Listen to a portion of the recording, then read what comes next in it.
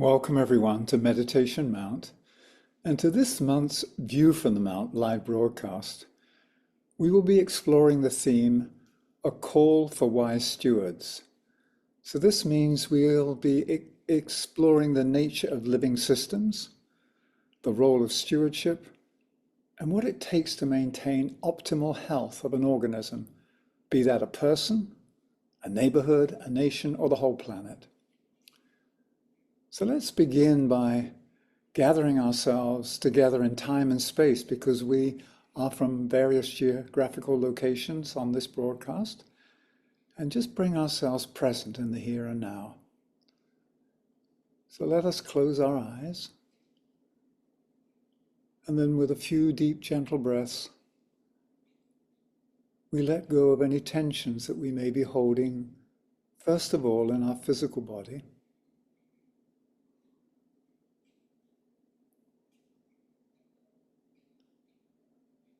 Feeling relaxed. Doing likewise with our emotional or feeling body, allowing any troubled waters just to be calm. Breathe out any tensions.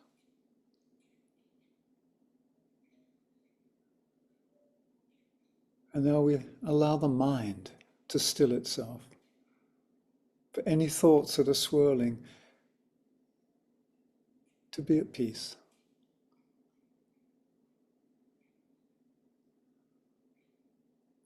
And from this point of relaxation, we enter the sacred chamber of the heart.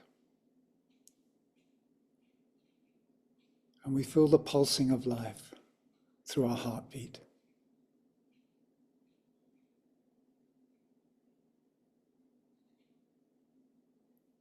And at a deeper dimension of our heart, there burns an eternal flame. This is the fire of love.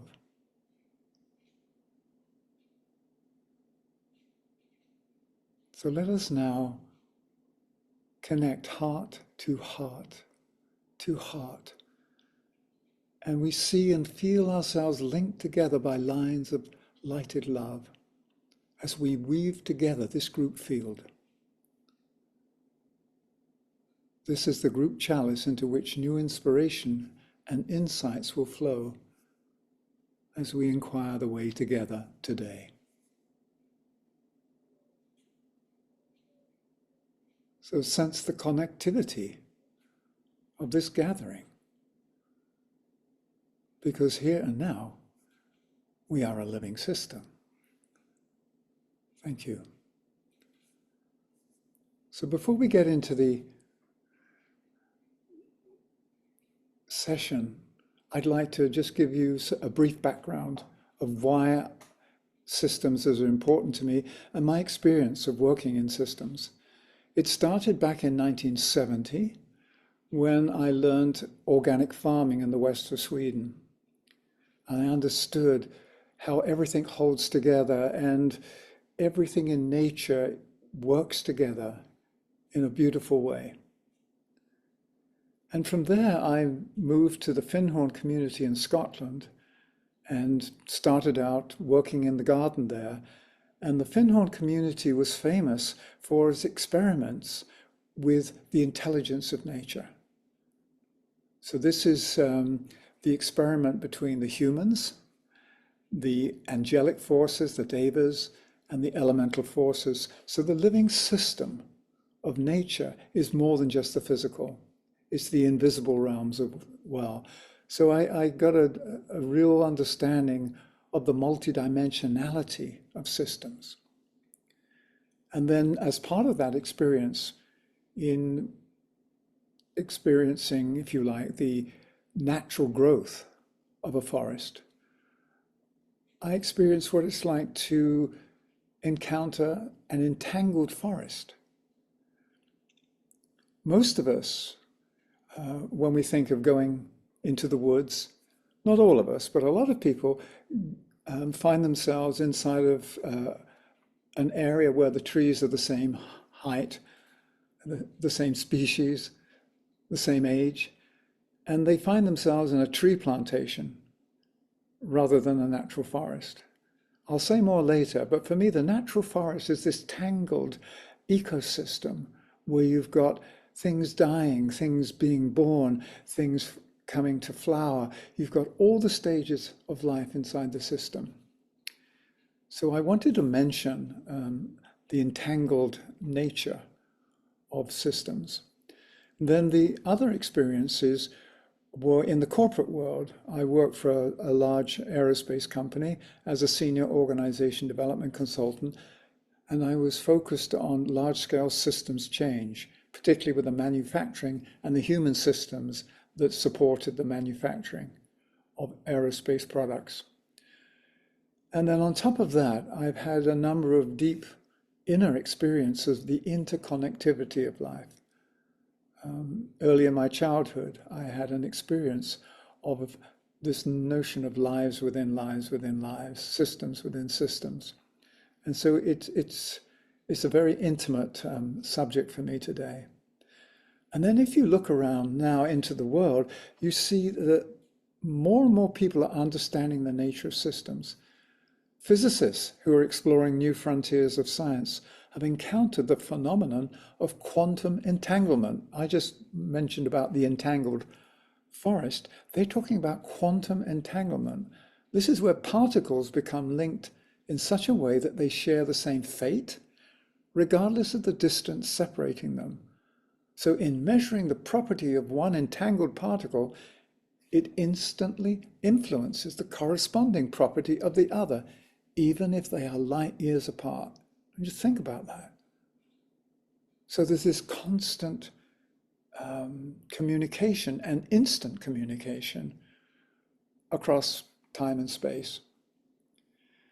And then I know a number of people, maybe some of you on this broadcast, have been exposed to the telepathy tapes. This is a groundbreaking podcast series, and it talked about the interconnected nature of the human mind. They were looking at the documentation that's been made about the existence of a subtle network of inner communication among and between those within the global community who are non-speakers, non-verbal people with autism. And they found that there was this telepathic rapport. And they were able to not only communicate with each other, but could bring through wisdom for those people who had, if you like, a telepathic rapport with them, who were speakers, who then conveyed to the world some of their insights. And it's been a real breakthrough. So the telepathy tapes is also another lens into this whole multidimensional system of lives of which we are a part.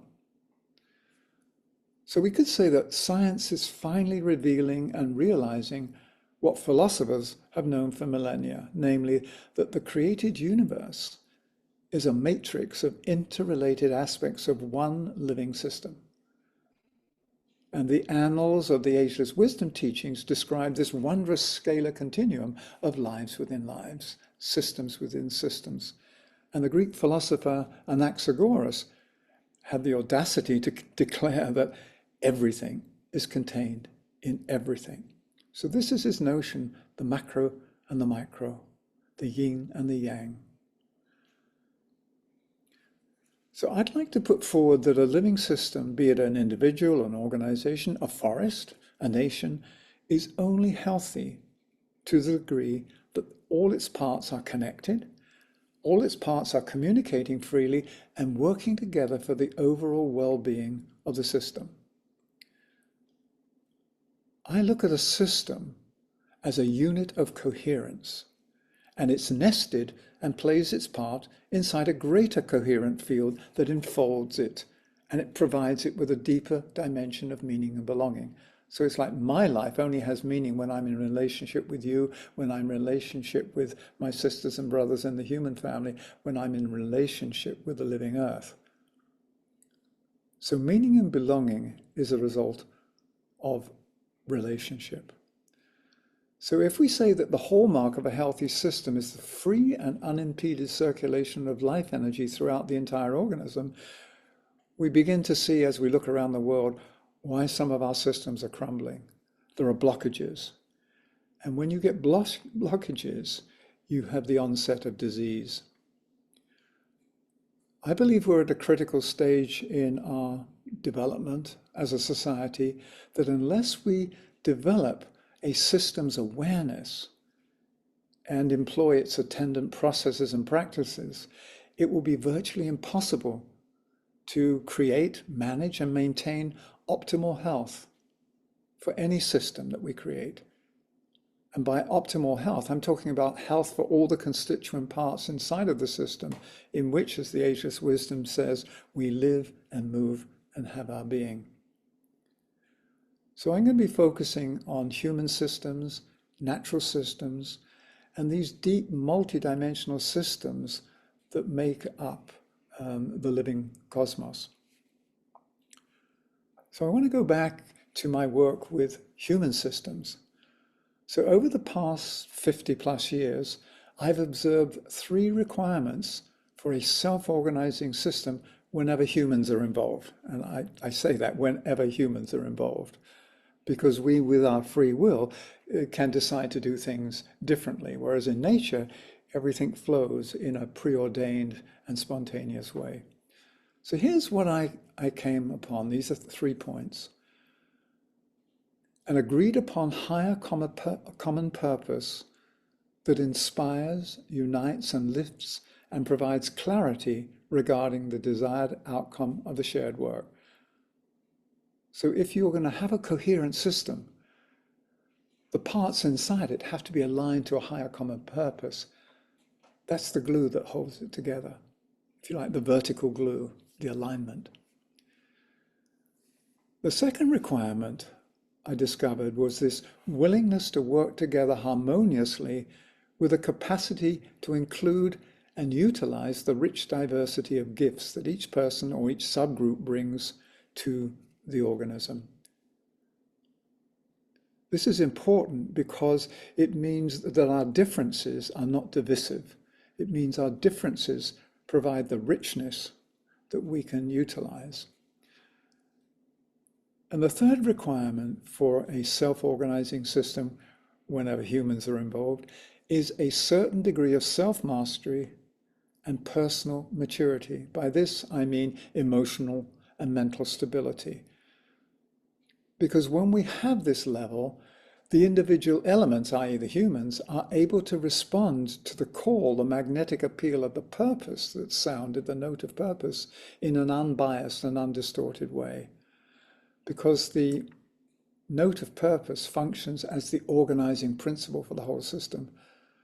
So if I found that if you've got an immature group, i.e. they're emotionally unstable or not mentally facile, they can't respond to the system in the way that the system would like it to happen.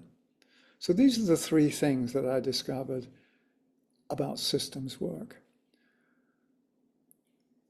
And the question that often arises in any group is, who's responsible for the well-being of the system? Is it top management? Is it the, who is it? Is it some spiritual being? My simple answer is stewardship responsibility is shared by all who comprise the system. So I'll give you an example from the corporate world, where I had often had the assignment to support the convening of company-wide meetings where there were representatives of the various departments. And we were either focusing on finance, strategy, personnel issues. So let's use finance. I remember convening a meeting with the heads of all the divisions about their budget and their strategic goals for the coming year. And we were looking at the finances. Now, when a department head goes to these meetings, the people in the department expect them to sort of bring home the goods. So, success is when, after leaving the budget meeting, the department head comes back and said, I got what we were looking for. I got the dollar amount that we need for next year, and everything's okay. But from a systems perspective, that may not be the way you measure success.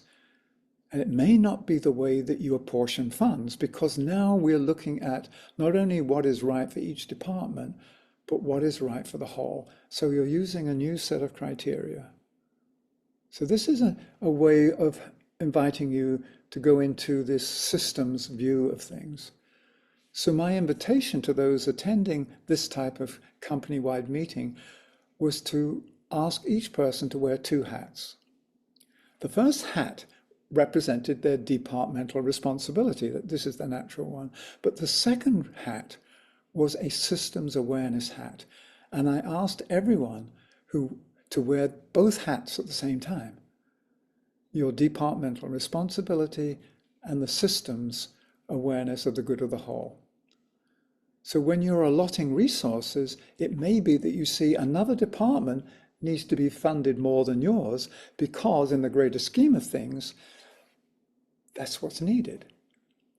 And so it takes a lot, a big shift for a head of department to say, oh no, I'm going to rethink. And it makes sense that we put our resources in this part of the system.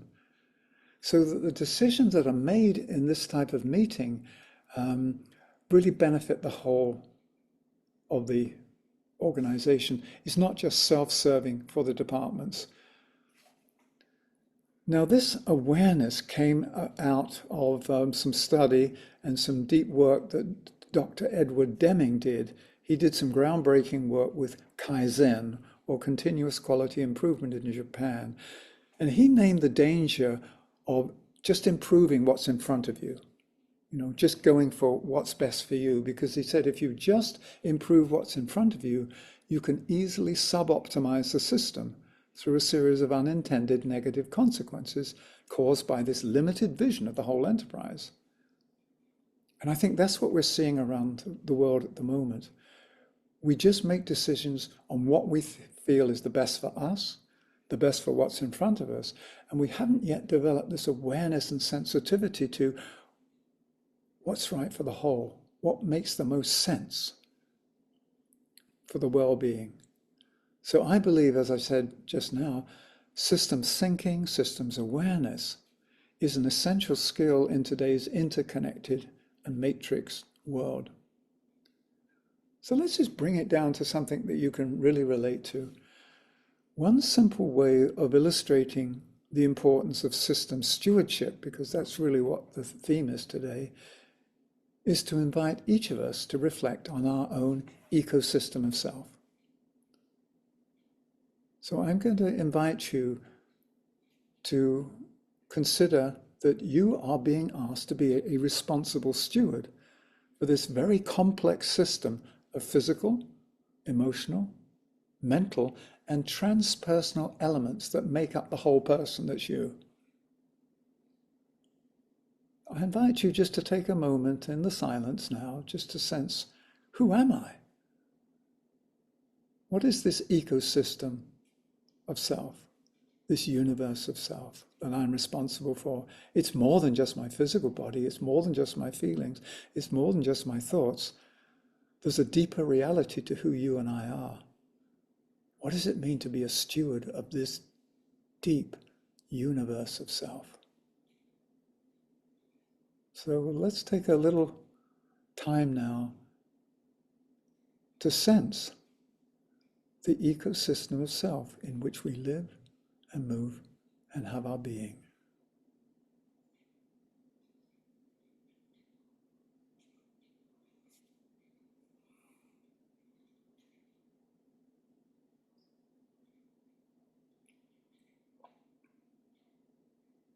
And this is something you can maybe begin the day with, just doing a personal check-in to self, not just how am I feeling, but the whole multidimensional ecosystem of self.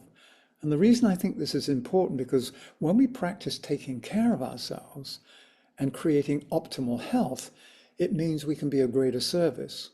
We're fit for use, if you want to use an industrial phrase. So let's now look at one of the principles that we work with here at meditation that really supports systems awareness. as you probably know, every 2 months we focus on one of the three principles or three pathways of soul-guided living. And if you're new to these broadcasts, the three principles are essential divinity, goodwill, unanimity, and the three pathways are the pathway of spiritual approach, right human relations, and group endeavor. So every 2 months, we focus on one of these 6 aspects. At present, from June the 23rd to 21st until August the 20th of this month, we're working with this very potent force of the principle of unanimity. The principle that all life hangs together, one soul, one anima. That all life is interconnected, that you and I, each of us, is an aspect of creation.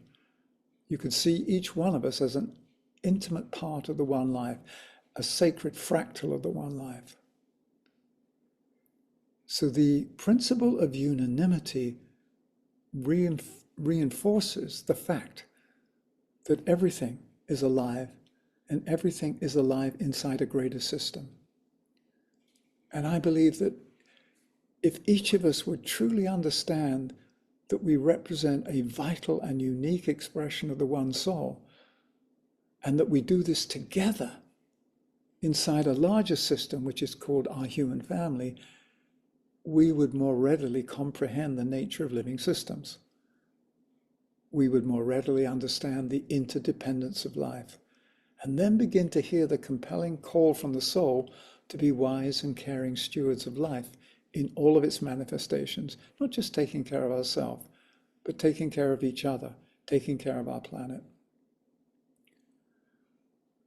So systems awareness in our work life is one thing, but comporting ourselves in a wholesome manner as a human family inside the living system we call the Earth requires a new level of awareness and a deeper commitment to ensure that all of our actions truly serve the good of the whole.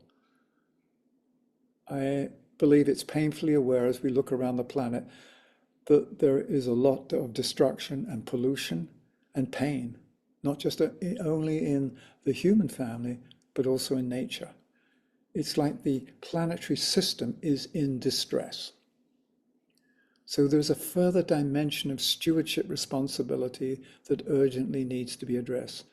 So in addition to being wise stewards of our own ecosystem of self, I believe we're being asked to assume responsibility for the greater planetary ecosystem in which our personal lives and those of our numerous worldwide organizations are housed. And remember, the human species is itself a living system residing inside a greater field of coherence that we're calling planet Earth. So as I ponder the future, and as I ask myself, what's it going to take to create a world where all beings are living in harmony, the need for systems awareness presents itself as a requisite competency for our continued evolutions. So when we wake up to the fact that our lives are interconnected and that we share a common destiny, then something will shift. And I believe what is needed is a full immersion in this deeper dimension of meaning and belonging, because it will help us move from self-centeredness towards serving the common good. And in recent View from the Mount broadcast, I've talked about this tipping point that's needed, and we're right on the edge of this tipping point. The tipping point occurs as the locus of our own personal life shifts from solely satisfying the separated self and enters a more generous cycle of serving the common good.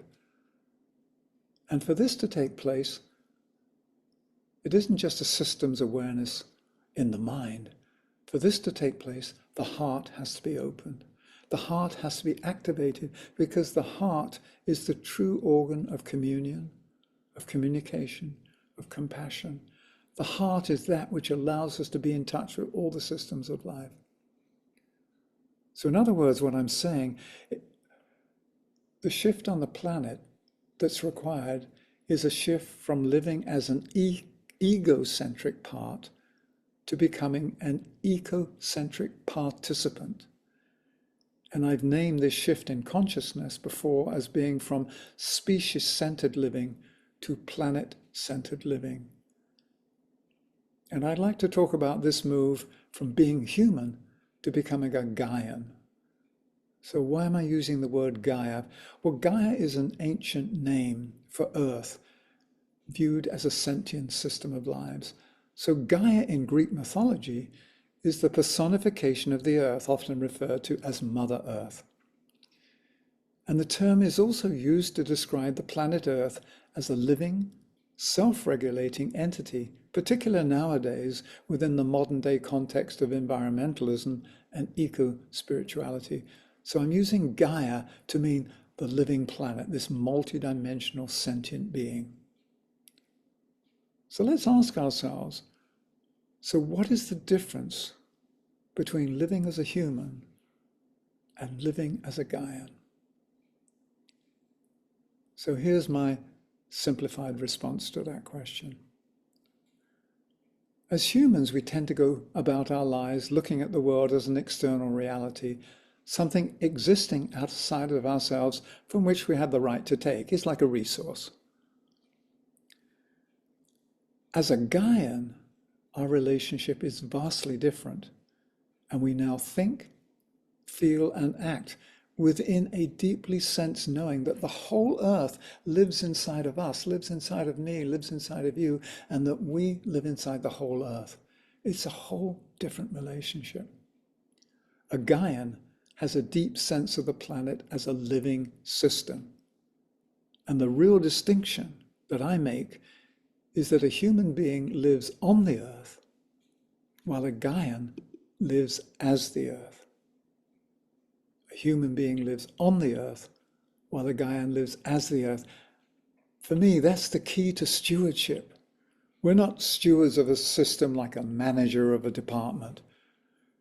We're stewards because we are that life. Stewardship is the response to life, from life, of being responsible. So this whole notion of being a Gaian is, for me, critical. Because in that way, we would naturally take care of ourselves, we would take care of each other, we would take care of the planet as a living being. And this will be reflected in our society. It will be reflected in our rules and regulations. It will be reflected in how we treat each other. So I want to take just a moment to stop now and breathe. I've put some things out in the field. I invite you to reflect on, and I invite you to do this by opening your heart and placing, if you like, the whole earth inside your heart. And place yourself inside the whole earth as a living system. What do you sense?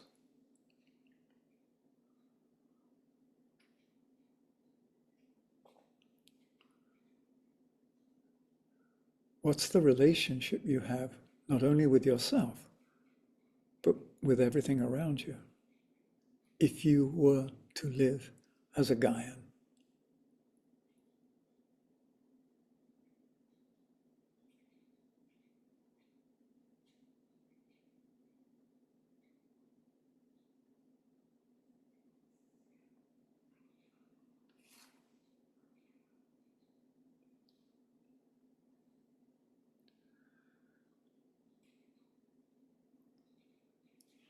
And I invite you to reflect on this further in your own timing.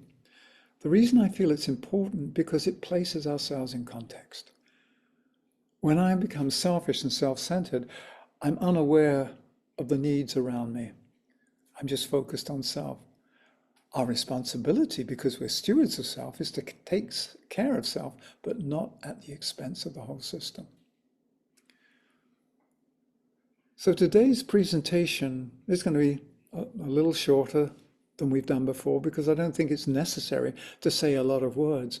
What I want to convey is this notion and this reality that lives inside my heart, that we are sentient beings inside a sentient system. So I'd like to, if you like, recap some of the points I've made by showing a few slides and then ending with another period of reflection. So I will now show some slides.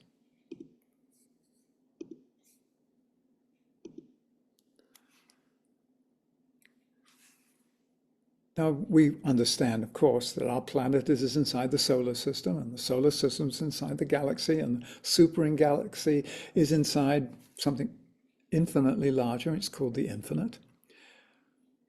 What I'm inviting us to do is not just to see this on the physical level, a physical planet inside a physical solar system. This is a multidimensional universe that is alive, and it's conscious of itself. And it's growing in consciousness, just as we are growing in consciousness. So this is this notion of lives within lives, systems within systems.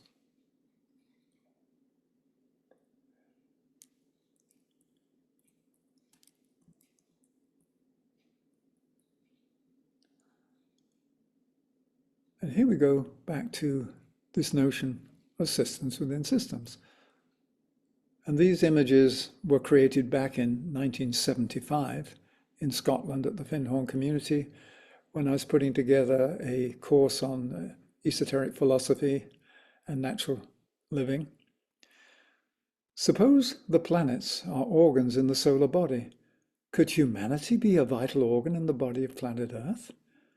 And what if inside each one of us there is a whole universe, this ecosystem of self? My God, is everything alive? Yes, there is only life.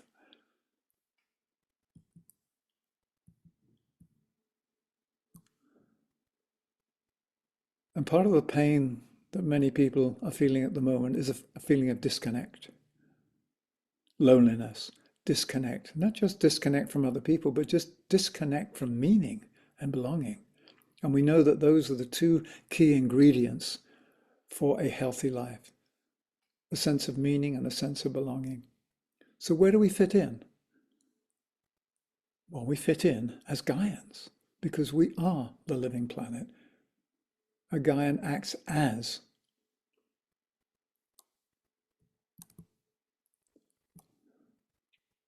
And this notion that I put forward earlier, that the right circulation is the hallmark of a healthy system.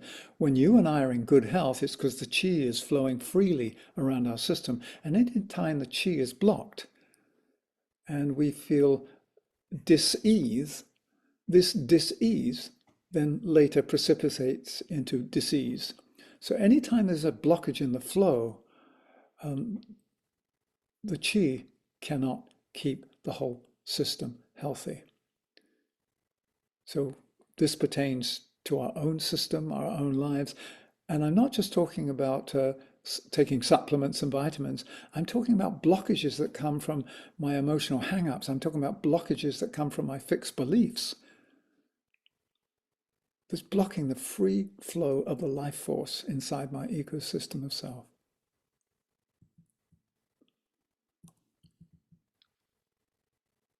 So you may have heard these before.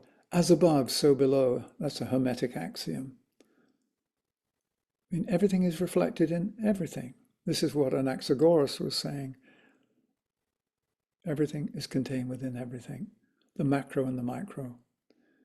And then the mystery school at Delphi had above its entrance, it said, man or person, know thyself, because if we know ourselves as a fractal, we understand the whole thing. And the third one is taken from Dawn's alchemical maxim. Thou wilt never make from others the one that thou seekest, except there first be made one thing of thyself. And I think this is what we're talking about. If we want to create a more wholesome society, we can't just complain, we have to take action. We can take action on the outside, but the first sphere of responsibility is to make sure that I am working towards my own health and wholeness. Not just physically, emotionally, mentally. and to do that in the company of others so that we support each other in this journey. Then one of my favorite excerpts from a poem by Francis Thompson. When to the new eyes of thee all things by immortal power, near or far, hiddenly to each other linked are, thou canst not stir a flower without troubling of a star. It goes back to, if we're in this matrix of life, this web of life, if you just touch one strand, the whole web reverberates. Thou canst not stir a flower without troubling of a star. That for me is so important, because if I put out negative thoughts into the world, if I think of somebody in a negative way, it actually affects them. Not only affects them, it affects the whole psychological climate of the planet. So ecosystems, and the responsibility for our own ecosystem, being a wise steward, is really understanding that energy follows thought, that we are dealing with projections from ourselves as co-created agents of the one life. Therefore, to be a wise steward means to know how to take care of the system, what to put into the system, what not to put into the system, and how to take care of each other. And then, once again, this is very simplistic, and this was back in 1975. You can have a conversation between two people when somebody says, yes, I must learn to be less racist in my thinking, and another person says, yes, I must learn to be less sexist in my attitudes. And then if you could hear the planet, it'd say, dear humanity, could you please be a little less speciesist when relating to the other life streams on your planet? So this is my way of just saying, hey, it's more than that. We're being speciesist often when we don't think of the whole planet. We plunder, we use the resources without thinking about the repercussions. So what's needed is a critical mass of consciousness around systems awareness. So when we know how to be wise stewards, we can actually change the spiritual climate of our planet. We can change the psychological well-being of our ecosystem, whether that ecosystem is ourselves, our communities, our neighborhoods, our nation, or the whole planet. It's a scalar continuum, and you can affect it at any point on the scale. So we talk about living systems, and then it begs the question, well, what's life? It's a huge question, and that's the quest we're on, is to discover what life is, and life is discovering what it is through us. And so I'd like to share the final slide, which is this wonderful writing from Hildegard of Bingen, this Christian mystic. She was an amazing futurist way back when. And let me read what she wrote as a description of life. I am that living, fiery essence of the divine substance that flows in the beauty of the fields. I shine on the water. I burn in the sun and moon and the stars. The mysterious force of the invisible world is mine. I sustain the breath of all living beings. I breathe in the grass and in the flowers, and when the waters flow like living things, it is I. I am the force that lies hidden in the winds. They take their source from me. As people may move because they breathe, fire burns by my blast. All these live because I am in them and am their life. I am wisdom, the blaring thunder of the word by which all things were made is mine. I permeate all things that they may not die. I am life.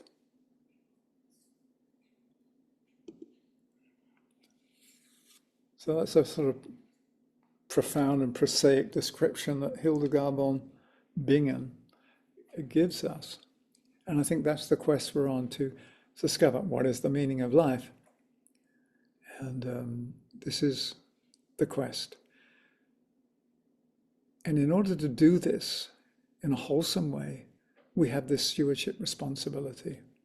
Ecosystem of self, ecosystem that is our family relationships, our community relationships, our national, our international, and then our relationships with the natural worlds, both the invisible and the visible.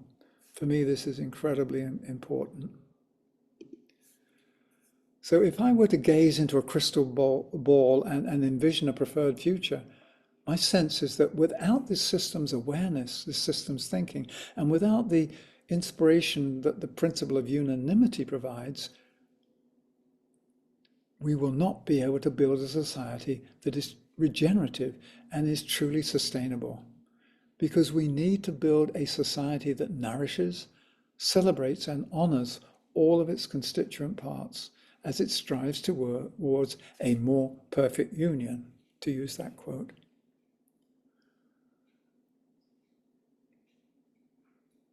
So we naturally assume responsibility as stewards of life when we know in our blood and bones that we're children of the one Creator, we're fractals of the one life, and that there is no other. That's that famous story where a student asks the master, "Master, how should we treat others?" And the master simply said, "There are no others."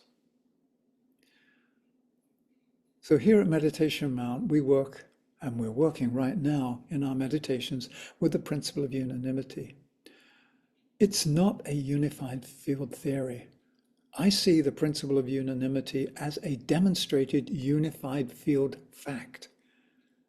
And the principle of unanimity dissolves the illusory walls of separation, and it reveals the splendor of this multifaceted and multicolored society in which we live. So building this new society is only possible when each of our lives embraces and embodies this expanding level of awareness and caring. And in this way, we can be part of fulfilling the destiny of Gaia itself, the living planet. So I believe that responding to the call for wise stewardship is the natural urge of the soul. The soul warmly welcomes every opportunity to demonstrate the innate qualities of love, compassion, wisdom, caring through you and I, because you and I are the soul's incarnated agents on earth. So the call for wise stewardship is really the call from the soul to be fully present on earth with all its qualities. So let's bring this time together to a close by just taking a few breaths and sensing inside yourself, and maybe affirming the fact that I am a living being inside a greater being, nested inside an even greater being. And as part of this nested universe, I am alive and full of promise and potential.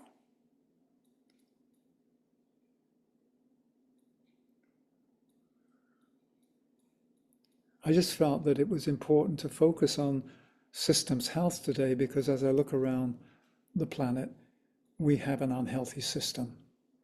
And we've created it. And if we've created it, we had the responsibility of creating something more healthy. So thank you all for your presence and your participation today. And may we continue to live and grow together in the unified field of love as one interconnected human family within this sentient sphere that we call planet Earth, we call Gaia. So many blessings on our shared work, and on behalf of all of us here at Meditation Mount, I bid you good night. Thank you. Namaste.